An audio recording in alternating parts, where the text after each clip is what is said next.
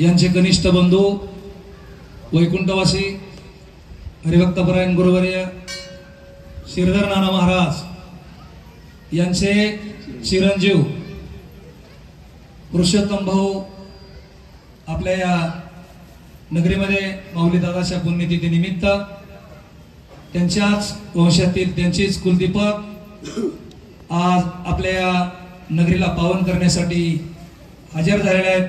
त्यांच्याबरोबर त्यांच्या अर्धांगिनी सौभाग्यवती त्याही हजर आहेत।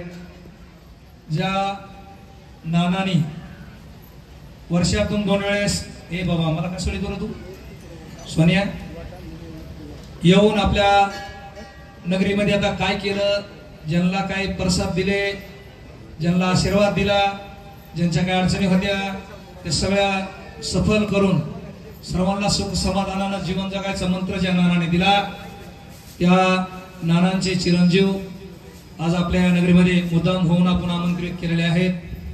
तरी अद्याप झाल्यावर नानाच्या मंदिराचं बांधकाम चालू आहे, समाधी मंदिराचं बांधकाम चालू आहे।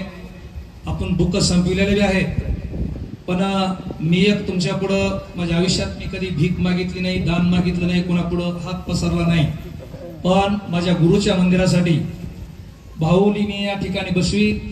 ज्याला शक्तीनुसार काय देता येतंय त्यांनी भाऊचं दर्शन घेऊन त्यांना दक्षिणा द्यावा अशी मी तुम्हाला कळकळीची विनंती करतो।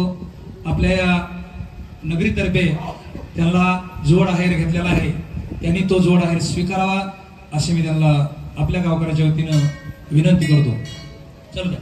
प्रभु रामचंद्र भगवान की जय, पवनसूत हनुमान महाराज की जय, शांती ब्रह्म एकनाथ महाराज की जय। सुग्रीवाची घ्यावया भेटी तेथून निघाला उठा उठी, वाळी भयाची निवटोनी गोष्टी देव सुख संतुष्टी सुग्रीवा।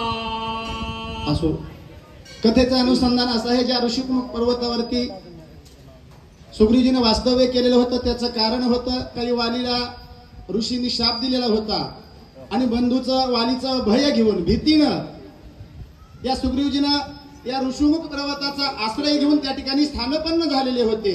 आणि म्हणून करता या ऋषिमुख पर्वताला ऋषिमुख पर्वत हे का नाव दिलं, काय पाठीमागे असणाऱ्या वव्या झालेल्या आहेत त्याच्यासाठी। आणि तसं त्या ऋषिमुख पर्वतावरती सुग्रीवजी स्थानपन्न होते म्हणून सांगतात। भार्या हारानी सुंदरी वाळीने सुग्रीव गांधीला भारी, श्रीराम गांधीचा कैवारे धनुधारे कृपाळो। मग ज्या वेळेस या वालीने आपल्या बंधू बरोबर त्या ठिकाणी आपल्या वाळावरती शक्तीवरती असणाऱ्या बंधूच्या भार्याचं पत्नीचं हरण केलेलं होतं आणि म्हणून वालीचं सुग्रीवाने त्या ठिकाणी भीती घेतली आणि या ऋषिमुख पर्वतावरती वाली आगमन करत नव्हते, येत नव्हते शाप असल्यामुळं। आणि म्हणून हेच स्थान आपल्याला हेच ठिकाण असणारे योग्य आहे म्हणून सुग्रीवजी त्या ठिकाणी स्थानपन्न झाले होते। संपल्यारण्य कांड गोड किष्किंधा कांडा ती गोड त्या कथेचे सुख सुरतेवर वार परिस्थिती। आता समोर काही किष्किंधा कांड आहे, नाथबाबा सांगतात ही कथा अगदी गोड आहे, या ठिकाणी अरण्यकांडाची सांगता झालेली आहे असं हे सर्व या ठिकाणचा कथाभाग नाथबाबा आपल्याला सांगतात। पुढील असणारे कथाभाग या ठिकाणी आपले सर्वांचे गुरुवर्य आदरस्थान असणारे या रामायणाचे या परमार्थाचे मार्गदर्शक ज्यांनी या सर्वांना हा खेळ नव्हे एकल्याचा म्हणून मेळ जमविला असं सर्वांना घेऊन जे काही असणारं हे अध्यात्म कार्य आहे या ठिकाणी ते चालवतात असे गुरुवर्य बाबा महाराज या ठिकाणी पुढचा कथाभाग सांगण्यासाठी बसतील। पुंडलिका वरदे हरी विठ्ठल। प्रभु रामचंद्र भगवान की जय, पवनसूत हनुमान